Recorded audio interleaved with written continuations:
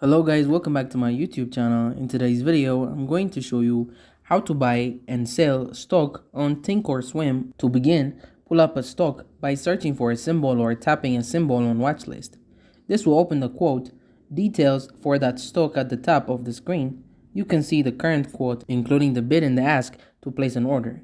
Tap buy or sell to navigate to the order editor. For this example, we'll create a buy order to change to a sell order. Tap the toggle switch.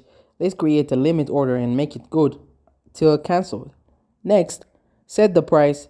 If the lock is open, the price will move with the market. To manually edit the price, tap the trade price, enter a value, and the price will lock. If there are multiple accounts linked, select which account to place the trade in. If you need to leave the order editor, tap anywhere away from the order and a draft of your order will be saved. Tap Order Draft to return to the trade. To place the trade, tap Review. On the order confirmation screen, you can review the order. To make any change, tap Edit. If you are not ready to send this order, tap Save.